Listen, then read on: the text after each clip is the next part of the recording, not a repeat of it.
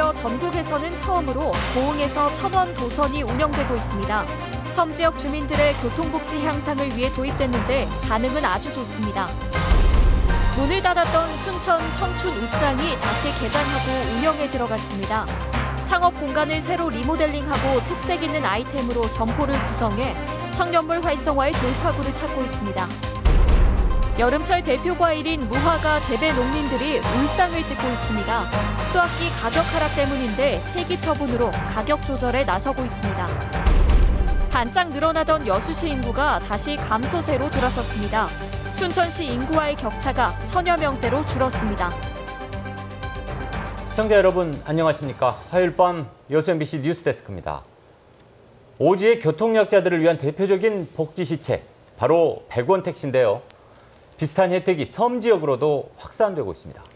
고흥과 신안 지역 등에서 섬 주민들에 대해서는 배삭을 1,000원으로 할인을 받고 있는데 주민들의 반응이 좋다고 합니다. 김주희 기자입니다. 고흥군 금산면 신양 선착장. 이곳에서 바다 너머로 보이는 섬 연홍도의 주민들은 도선을 이용할 때 배삭수로 1,000원만 내면 됩니다.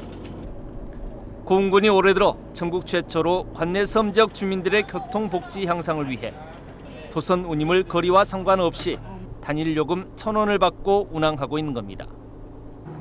연간 도선 비용만 도서민 1명 기준 30에서 40만 원가량 절감될 것으로 기대되면서 섬 주민들의 반응도 긍정적입니다.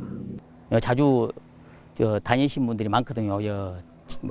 병원이나 노익자들 분들이 많아가지고 병원에도 자주 다니시고 그러는데 1,000원 도선 함으로써 가게에 많이 도움이 된다고들 말씀하십니다.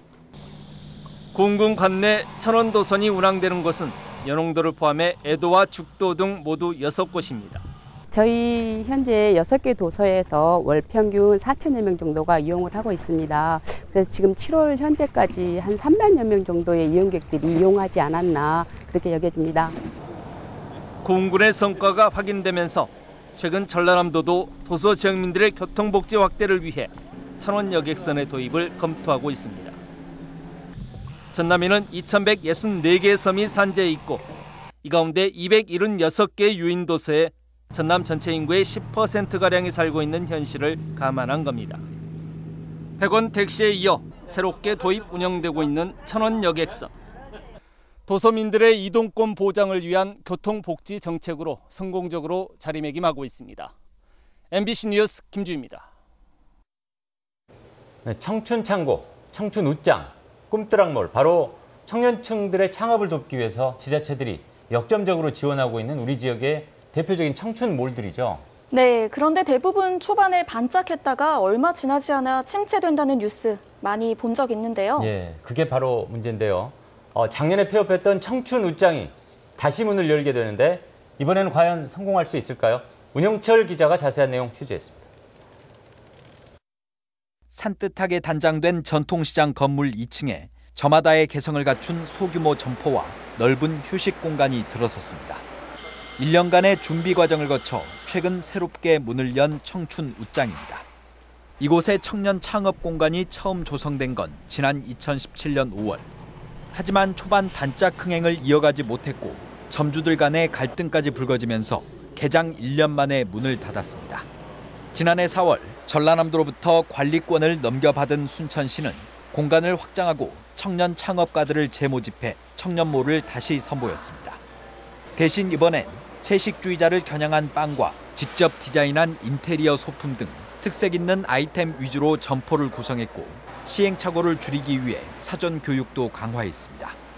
기본적인 소양부터 또 손님을 응대하는 방법, 창업에 대한 모든 지식들을 교육을 충분히 해야지만이 스스로 자립할 수 있는 그 자립 능력이 생긴 것 같더라고요. 점주들 역시 자체 규약을 마련하고 정기적인 아이디어 회의를 통해 청년몰 활성화의 돌파구를 찾고 있습니다. 기본적으로 서비스 마인드나 상품의 질이나 그런 게 좀 수준이 높다고 생각이 되고요. 대외 활동을 많이 하면서 최대한 웃장을 알리고 봉사활동도 좀 하려고 계획을. 청년몰 조성 사업이 전국적으로 활발하게 추진됐지만 점포 4곳 중 1곳 이상이 문을 닫은 상황. 열악한 입지 여건을 극복하고 경쟁력과 자생력, 전문성을 갖추기 위해선 지속적인 마케팅과 재교육이 필수적입니다. 재교육을 할 수 있는 전문가와의 네트워크들이 활용이 돼서 지속적으로 성장할 수 있도록 이 청년들이 다시 또 그런 멘토 역할을 하거나 또 다른 사람들을 지원할 수 있게끔. 한 차례 실패를 겪었던 청춘웃장이 전통시장과 상생하는 새로운 청년 창업 공간으로 자리매김할 수 있을지 주목됩니다.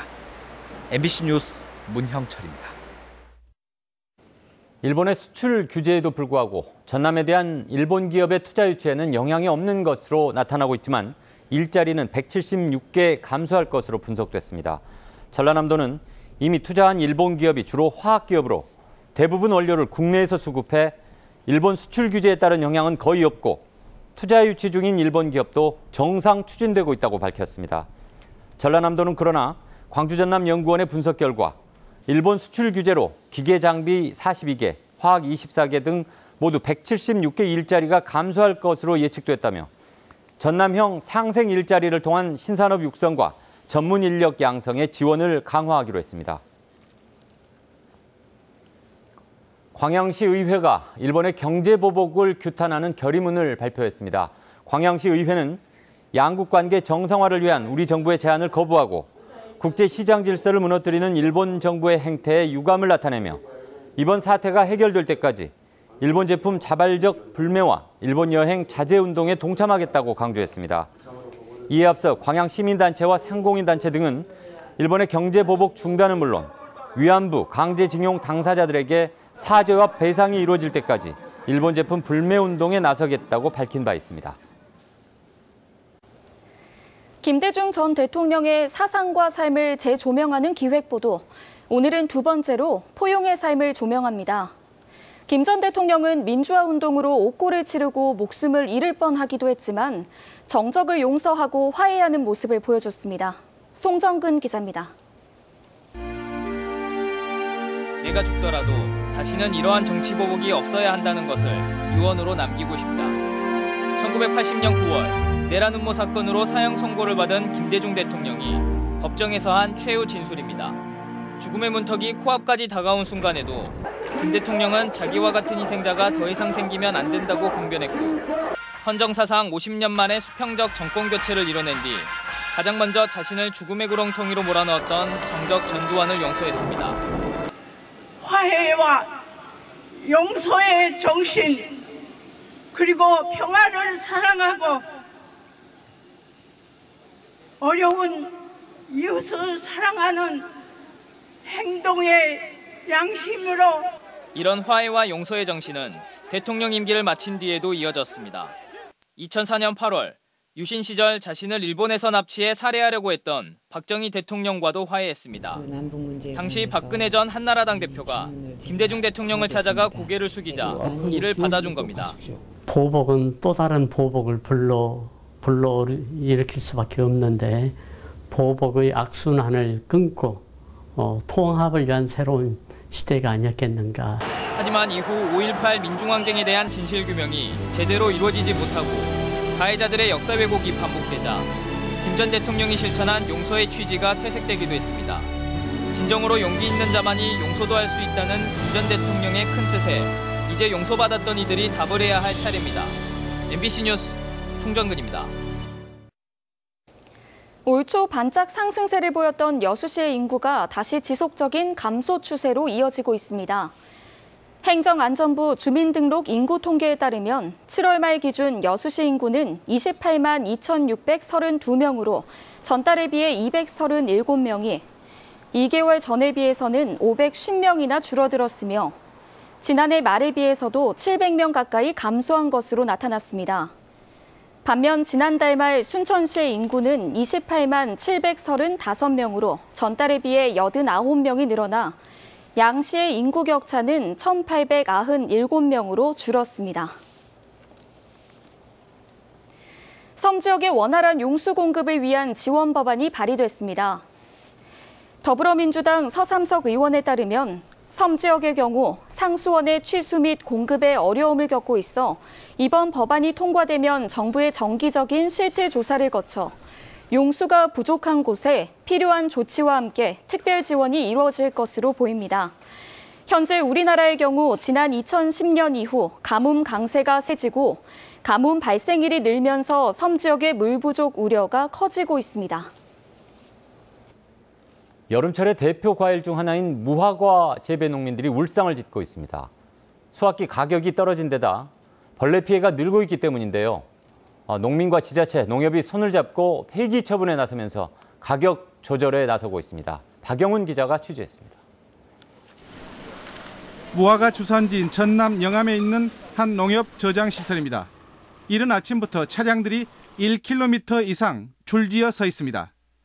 차에 실린 건 등급 낮은 무화과. 현재 판매가의 3분의 1 수준의 지원비를 받고 농민들이 폐기 처분에 나서고 있습니다. 농민들이 고생해놓고 병가 낸다고 생각해 주십시오. 굉장히 안 좋죠. 지난해 절반 수준의 가격인데다 수확기에 이어진 고온다습한 날씨에 무화과 안으로 파고들어 피해를 주는 총체벌레가 극성을 부리면서 이중고를 겪고 있습니다. 이처럼 상품성이 떨어지는 무화과를 서둘러 시장에서 격리하고 있는 겁니다. 농민들이 희망하면 지방자치단체가 1kg에 1,000원의 보상비를 지원하고 농협이 소매를 맡아 폐기 처분을 하고 있습니다. 소비자들이 굉장히 좋아할 뿐만 아니라 저희 지역의 무화과 출하에 어떤 자긍심이 있다고 보여집니다. 폐기 처분을 해서라도 수급 조절로 가격을 회복하고 무화과 주산지 이미지를 지키기 위해 농민들은 폭염 속에서 안간힘을 쓰고 있습니다. MBC 뉴스 박영훈입니다.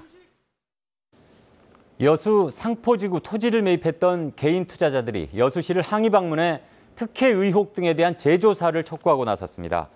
대구, 창원 등지의 개인 투자자 100여 명은 오늘 여수시청에서 기자회견을 열고 각종 특혜와 행정 절차상의 문제로 큰 손실을 볼 처지에 놓였다며 개발사업 비리에 연루된 관련자를 고발하고 여수시를 상대로도 소송을 제기하겠다고 밝혔습니다. 투자자들은 이와 함께 인허가 당시 부실한 행정 처리를 했던 공무원들의 책임이 크다며 개발을 조속히 마무리해 투자자들의 피해를 최소화해달라고 여수시와 지역사회에 호소했습니다. 전남 지역에서도 진드기맥에 감염병 환자가 발생해 주의가 요구됩니다. 전라남도 보건환경연구원에 따르면 올 들어 중증 열성 혈소판 감소 증후군 환자는 전국적으로 99명이며 전남에서만 8.1%인 8명이 발생했습니다. 이 가운데 아직 사망자는 발생하지 않았지만 이달 들어서만 3명의 환자가 발생했다며 진드기에 물리지 않도록 각별한 주의가 필요하다고 강조했습니다.